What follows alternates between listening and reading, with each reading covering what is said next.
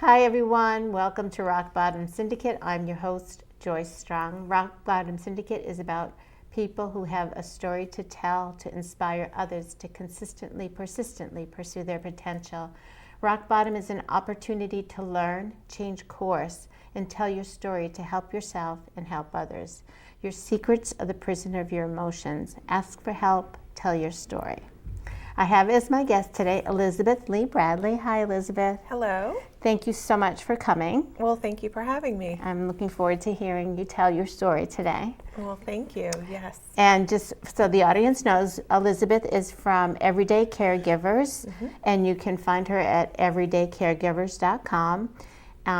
And she's going to be going on the Totally Well show to tell us more about what she does in this business she's created. But it was born out of some tough times in her life. And so I'm going to have you take over. I'd like to hear a little bit about who you are, where you're from, your family, and what you do for work or did previously. Oh, sure. Yeah.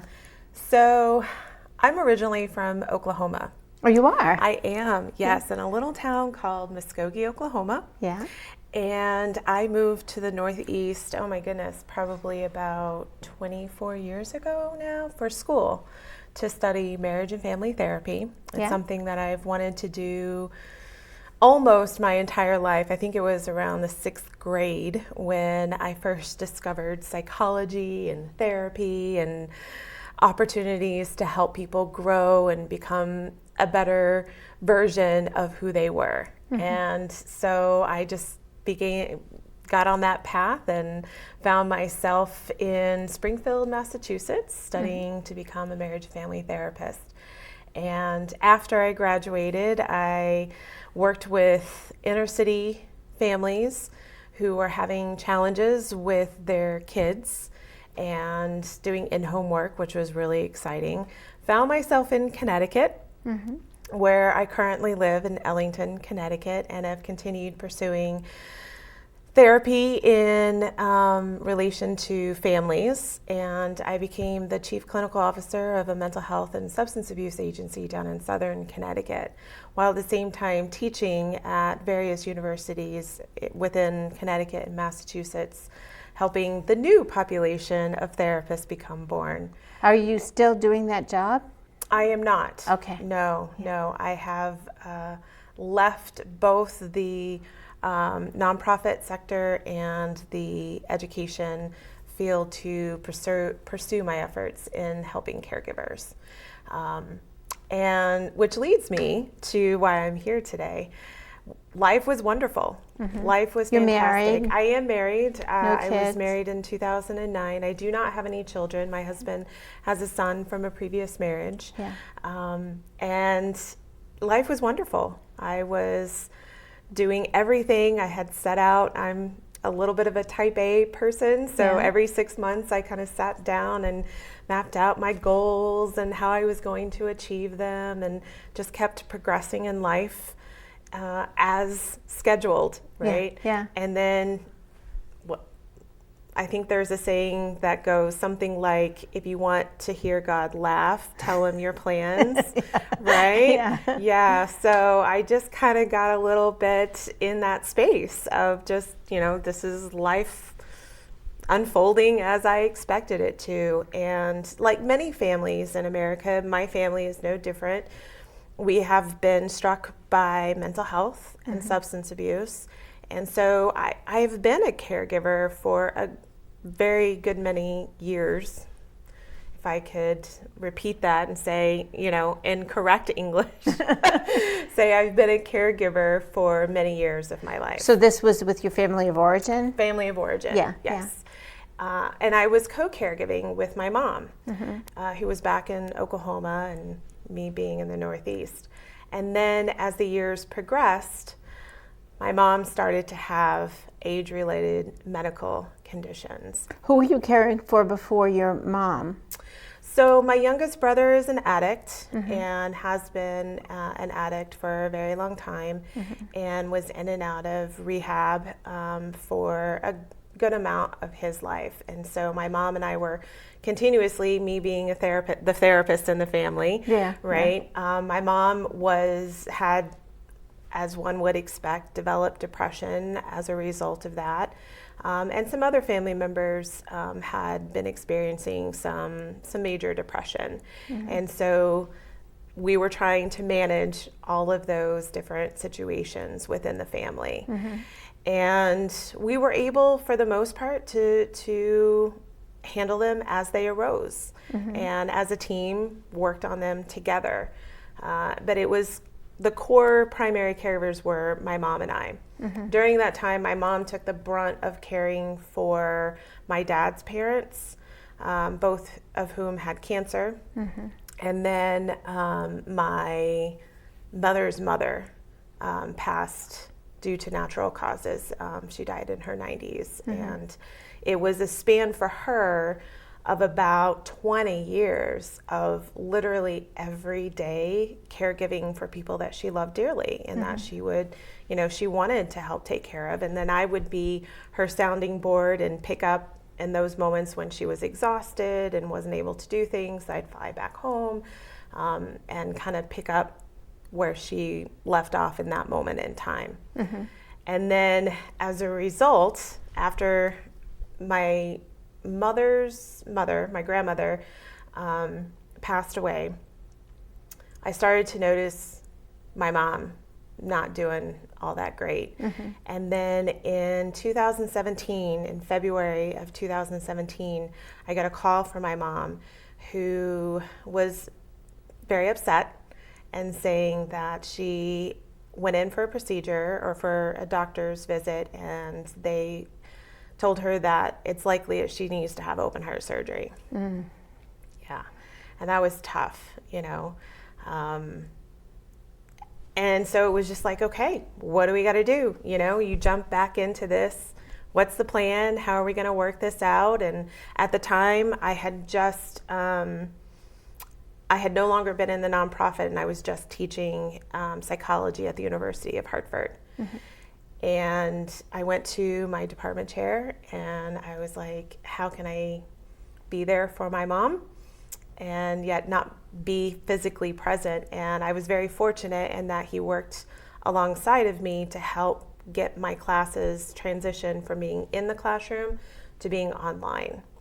But that meant I was recording, I think it ended up being 60 pre-recorded lectures between that time and the end of the semester, setting up protocols for exams, office hours online, and all while still trying to do my normal responsibilities. And then taking a look at what did I need to do to get my personal life, because I was going to have to leave my husband here in Connecticut. He couldn't obviously take the time off. He also teaches at the University of Hartford.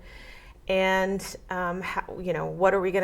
what personal life things need to be resolved. So from February until the beginning of April was morning, noon, and night, 7 days a week, trying to get all of that prepared. And beginning of February, I got in my car, packed up my car because I knew I'd have to live with her before the surgery, obviously during the surgery, and after the surgery. And so I packed up my car and got on the road. And while I was on the road, it just finally dawned on me, what if my mom passed? What if my mom dies? What am I gonna do? Like, how do you have that conversation with your mom? Like, you don't want to put thoughts in her head that this isn't going to be anything but successful, right? But you also want to honor her wishes should she not make it through the surgery. So that just occupied my entire drive, and I ended up driving 13 hours both days, arriving in Oklahoma within 2 days of setting out from Connecticut. Wow. And I just kind of went into automatic mode. And honestly, I pushed it aside. I had decided that I just wasn't going to have that conversation. Luckily, my mom and I have a very close relationship, so I felt like I could honor her without having that conversation. Now, whether that's good or bad, I don't know. And I'm very fortunate that she survived the surgery. But that was the first instant that I just thought, this might not go well. it didn't go well in a completely different way than I could have never imagined this. Because I went in thinking all about my mom. You know, my mom was visibly upset. She was an emotional wreck. She was crazy nervous, as anybody would. Sure. Going into this. And so I just focused everything on her and keeping her calm, making sure that she only saw confidence coming from me, right? This is going to be fine, Mom. Everything's going to be wonderful. It's just another surgery. They've done this a million times. And luckily, like I said, for us, she made it through the surgery, and she made it through with flying colors, which was great. In fact, there's a couple of levity moments after the surgery when she was in the ICU. She was heavily medicated and having lots of fun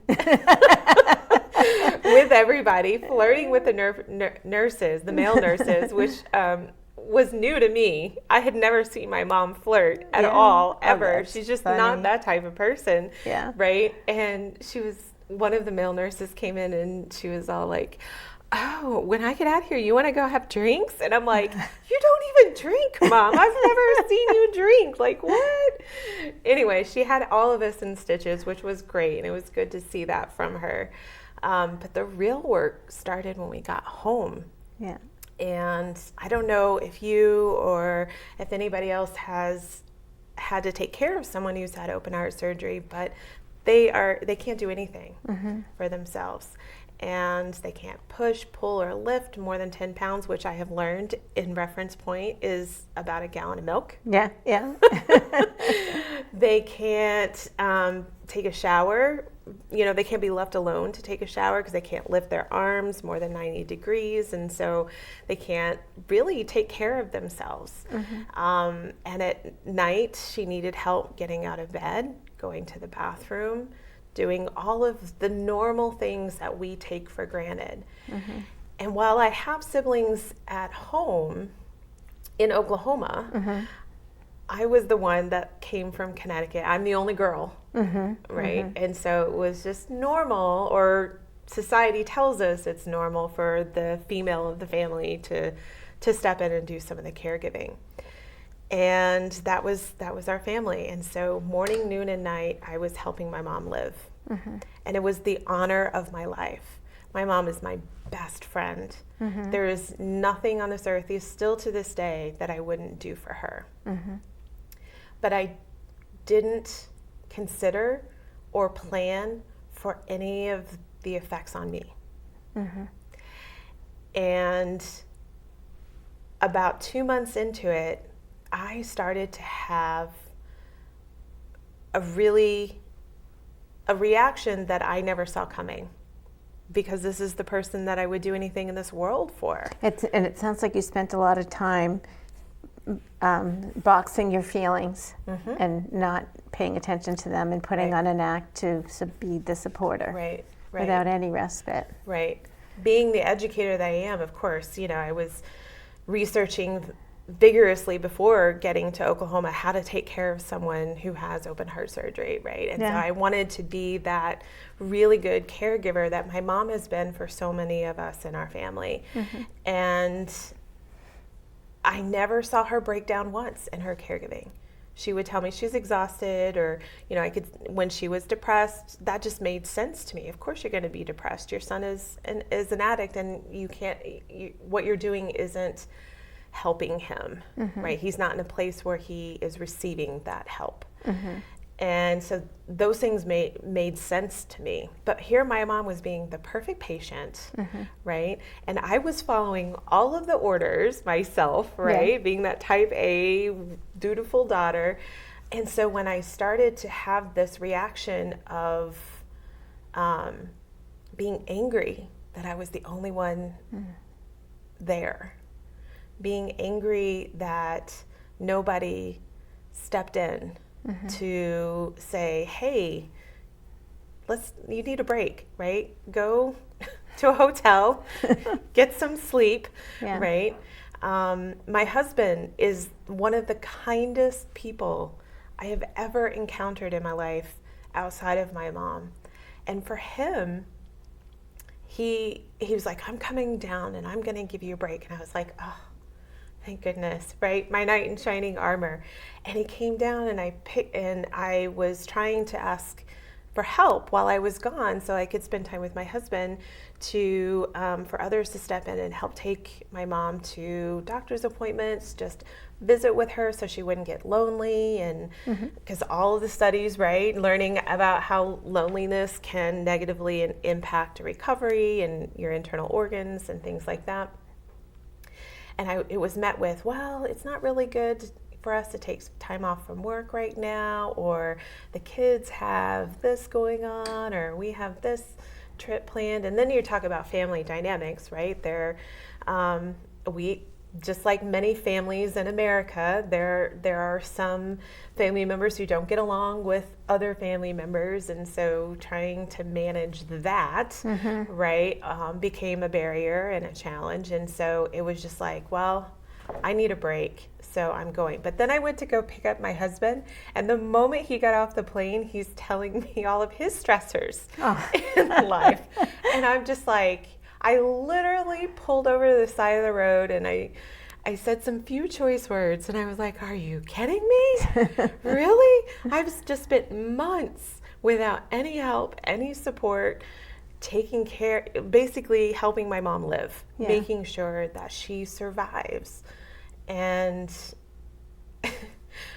my husband took me to, so he was kind of like, oh, okay. So we were staying at a hotel, and that night I get a call from my middle brother, and he's like, have you talked to Mom today? And I'm like, no. Haven't you? Well, I just did. She sounds really nervous. Maybe because someone's not there for her. How about you go and spend some time with her and help her do some daily things, right? And he's like, oh, well, it's just not really good to take time off from work right now. Oh, wow. Now, I want to stop for just a second to say my brothers are amazing people.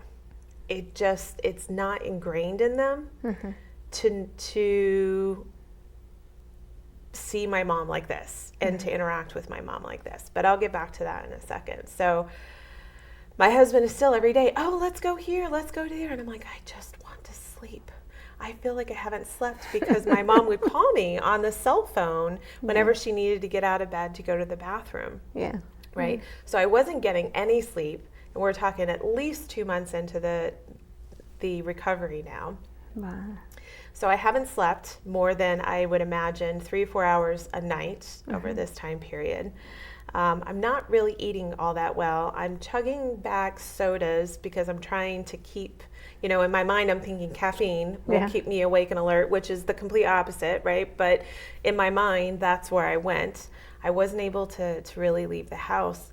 My husband leaves, I go back, and I met with all of the things that haven't been done. And my mom in somewhat disarray. And I just broke down. I went to my room and I just lost it. I just started bawling. And then the thoughts were in my mind, you're a horrible person. How could you be thinking about your thoughts when your mom is literally fighting to be alive? And on top of it, you're a therapist. Pull yourself together, girl. You're supposed to be able to handle this. So my brain wasn't working at its best because of the lack of sleep, because of the lack of nutrition, because of the lack of support. And it grasped on to these thoughts that were so negative, right? You're a horrible person for thinking about yourself and your needs. You obviously aren't as good of a therapist as you think you are. You'd be able to handle all of these family dynamics, right? You should be able to shoulder this entire family and all of its responsibilities. And so I internalized it. I did everything that I know not to do as a therapist. But at the time, it was just centered around shame. And so I'm a huge journaler, and I had been journaling, and I just started writing, and I just started writing everything down just to get through it. And the last doctor's appointment we went to, my mom had made really great progress. And in my mind, I'm grasping onto anything positive. I'm like, good job, you helped your mom survive, right? And he's like, I'm going to release you to drive. I'm going to release you to start doing some more of the daily chores. And we had been working with an occupational therapist so that they could help her. And so my niece, who was a phenomenal dancer, was doing a recital the night before I left. And I said, it'll be good for us to both go out. So we went, and we arrived, and we sat in the audience. And the moment I sat down, nobody provoked me in any way, but the tears just kept coming. I could not stop the tears. I was doing the whole biting my inner cheeks, right? Trying to make them stop. I was trying to widen my eyes to create bigger basins so that the tears wouldn't come actually on my face, but I couldn't stop it. So I got up, and I found this dark hallway with a bathroom in it, and I just sobbed. But I couldn't understand why I was sobbing. You know, my mom had got great news, and she was out in public, and she was walking around, but I couldn't stop the tears. And I thought, it's good that I'm leaving.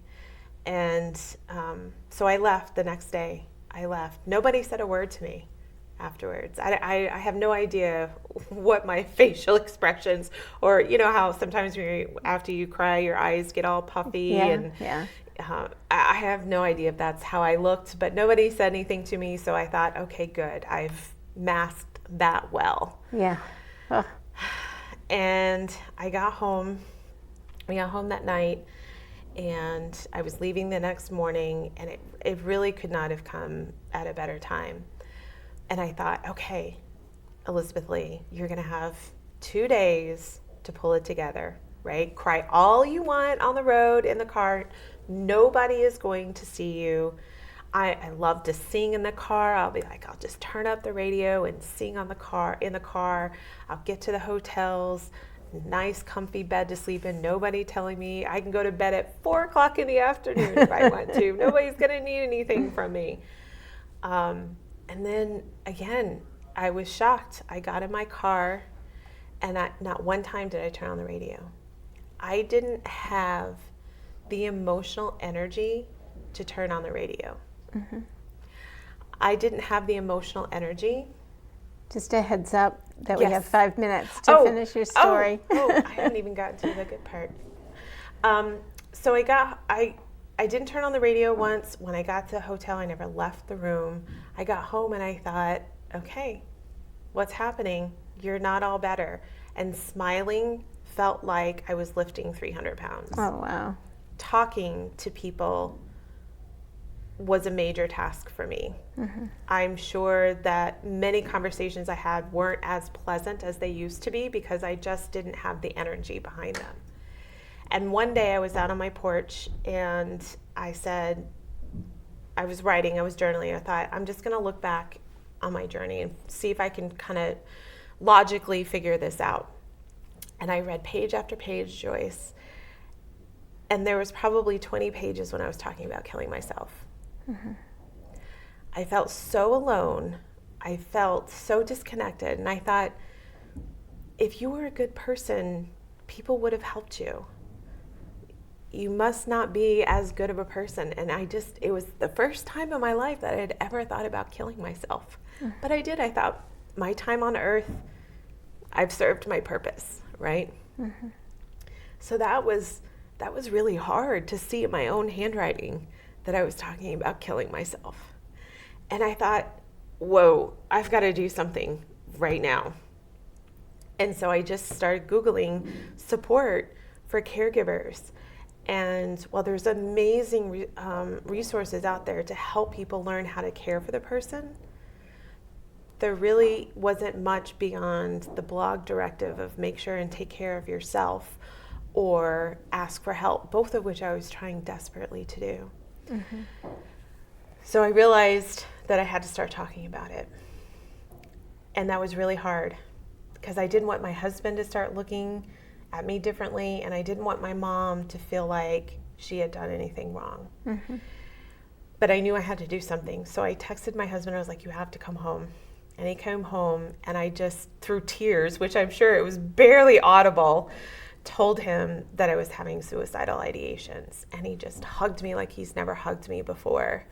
And it was it was a life-defining moment for me, to saying, okay, if I can share with someone the depths of where I have gotten to the point where I thought I had no value, no more value on this earth, then I need to continue telling my story.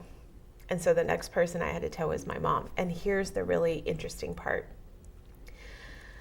I waited until I went back home to check on my mom, because I wanted to do a face-to-face.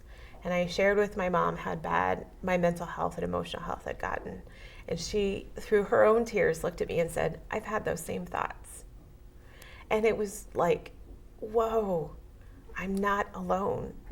Even though you feel so alone as a caregiver, you feel like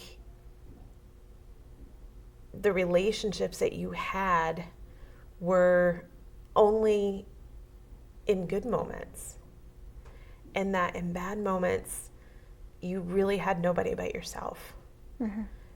But for two people to share that they had had suicidal ideations simply because they loved and cared for other people, that was the moment that I knew I had to turn my life around and help other caregivers. Well, this is a tough spot for me to close this part of the show. But I think it's a good spot because obviously things did turn around, because we're going to go on to the Totally Well show and talk about the caregiving support that you've learned and now that you're helping other people with. And I'm really sorry that you went through that, but I'm so happy that you've told your story. Thank you. I think it's going to help other people realize they're not alone. Thank you. It's the most I could ask for. Thank you so much. Yeah. So thanks for coming today, and I will see you on the Totally Well show. Excellent. I look forward to it. Okay.